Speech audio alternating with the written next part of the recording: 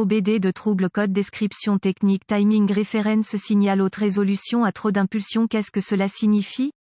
Ce code de diagnostic DTC est un code de groupe motopropulseur générique, ce qui signifie qu'il s'applique aux véhicules équipés d'OBD2 qui ont un capteur de position du moteur Chevrolet, GMC, Ford, Dodge, BMW, etc. Bien que génériques, les étapes de réparation exactes peuvent varier selon la marque, le modèle. Le module de commande du groupe motopropulseur PCM nécessite un signal de référence de synchronisation pour déterminer la vitesse et la position du moteur. Ceci est accompli au moyen d'un capteur de position du moteur, tel qu'un capteur de position de vilebrequin, d'arbre à cames ou de pompe à carburant. Le PCM utilise ces informations pour déterminer un ou plusieurs des éléments suivants: commande d'injecteur de carburant, calage de l'allumage et diagnostic de raté d'allumage. Il existe deux types de bases de capteurs de position du moteur, effet Hall et aimant permanent. Les deux types de capteurs sont déclenchés par une roue ou un disque monté à proximité du capteur. Les emplacements typiques de montage des roues, disques comprennent la position du moteur, la pompe d'injection, l'équilibreur d'harmonique et l'arbre du distributeur. Lorsqu'il est déclenché, le capteur produit un signal de retour qui est renvoyé au PCM. Les capteurs de position de manivelle à effet Hall ont trois fils. Référence, alimentation, signal et masse. Le capteur reçoit une tension de référence, généralement 5 volts, du PCM et est déclenché par une roue à réducteur. Le capteur renvoie ensuite un signal de retour numérique correspondant au PCM. Les capteurs à aimant permanent, PM, produisent leur propre tension alternative en fonction de leur proximité avec une roue à réducteur en rotation. Ce signal de tension est renvoyé au PCM où il est converti en signal numérique par un convertisseur analogique numérique interne. Dans les codes décrits dans cet article, le A indique que le problème concerne une partie du circuit système, au lieu d'un symptôme ou d'un composant particulier. Un code P0371 est défini lorsque le PCM détecte que le capteur de position du moteur Esperluette-Cote A Esperluette-Cote produit un signal avec trop d'impulsion. Les codes de panne du signal de référence de synchronisation a inclus P0370 signal de haute résolution de référence de synchronisation à dysfonctionnement, P0372 signal de haute résolution de référence de synchronisation à trop peu d'impulsion, P0373 signal de haute résolution de référence de synchronisation à impulsion intermittente, irrégulière, P0374 signal de haute résolution de référence de synchronisation à aucune impulsion. Gravité du code Esperluette AMP. Symptômes: la gravité de ces codes est modérée à sévère. Les symptômes d'un code de moteur P0371 peuvent inclure: allumer le témoin de contrôle du moteur, démarrage difficile, pas de démarrage, mauvaise performance du moteur.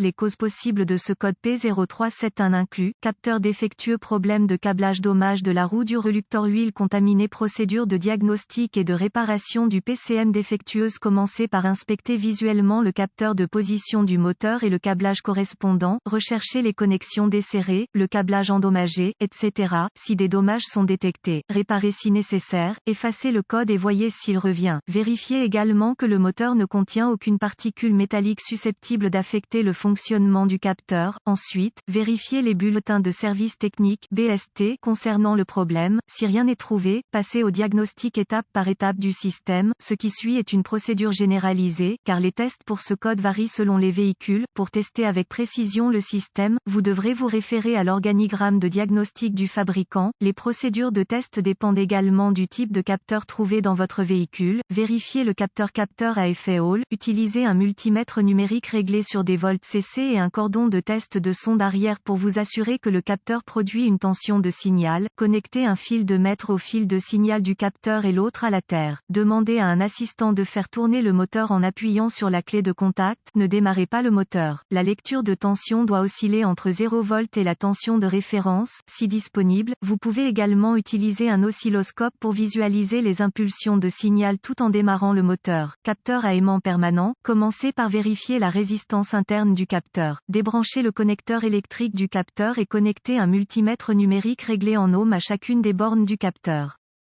La résistance doit être d'environ 500 à 1200 ohms. Consultez les informations de réparation en usine pour les spécifications exactes. Si le test de résistance est OK, vous voudrez tester les performances du capteur. Pour ce faire, rebranchez le connecteur électrique du capteur. Ensuite, connectez un multimètre numérique réglé en volts CA au connecteur électrique du capteur à l'aide de fils de test de sonde arrière. Étant donné que le capteur produit une tension alternative, peu importe la façon dont les fils du multimètre sont connectés, demandez à un assistant de lancer le moteur. Vous devriez voir une lecture de tension fluctuante. Une chose à retenir lors du test du capteur est un anneau de tonalité endommagé ou mal aligné qui empêchera le bon fonctionnement du capteur. En cas de doute, accédez à la sonnerie et inspectez-la si nécessaire. Vérifiez le circuit. C'est une bonne idée d'avoir le schéma de câblage d'usine à portée de main pour déterminer quel fil est qui, tout en effectuant ces tests. Capteur à effet Hall. Vérifiez le côté terre du circuit. Connectez le compteur à ohm, contact coupé, entre la borne de terre du connecteur du capteur et la terre. Si le compteur lit hors limite, OL, il y a un circuit ouvert sur le côté terre du circuit, qui doit être localisé et réparé. Si le compteur lit une valeur numérique, il y a continuité. Vérifiez le côté tension de référence du circuit. Contact mis. Utilisez un multimètre numérique réglé sur volt pour vérifier la référence du PCM, généralement 5 volts, à l'une des 3 bornes du capteur. Si aucun signal de référence n'est présent, connectez le compteur à ohm, contact coupé, entre la borne de tension de référence sur le capteur et la borne de tension de référence sur le PCM. Si le compteur lit hors limite, OL, il y a un circuit ouvert entre le PCM et le capteur qui devra être localisé et réparé. Si le compteur lit une valeur numérique, il y a continuité. Ensuite, vous voudrez vérifier qu'il y a 5 volts sortant du PCM à la borne de tension de référence. S'il n'y a pas de référence 5 volts du PCM, le PCM est probablement défectueux. Vérifiez le côté signal de retour du circuit. Contact coupé. Utilisez un multimètre numérique réglé en ohms pour vérifier la continuité entre la borne de sortie du capteur de position du moteur et la borne de tension du signal sur le PCM. Si le compteur lit une valeur numérique, il y a continuité. Si le compteur lit hors limite, OL, il y a un circuit ouvert entre le PCM et le capteur qui devra être localisé et réparé. Capteur à aimant permanent. Vérifiez le côté terre du circuit. Connectez le compteur à ohm, contact coupé, entre la borne de terre du connecteur sensor et la terre. Si le compteur lit hors limite, OL, il y a un circuit ouvert sur le côté terre du circuit qui devra être localisé et réparé. Si le compteur lit une valeur numérique, il y a continuité. Vérifiez le côté signal de retour du circuit. Contact coupé. Utilisez un multimètre numérique réglé en ohms pour vérifier la continuité entre la borne de sortie du capteur de position du moteur et la borne de tension du signal sur le PCM. Si le compteur lit une valeur numérique, il y a continuité. Si le compteur lit hors limite, OL, il y a un circuit ouvert entre le PCM et le capteur qui devra être localisé et réparé.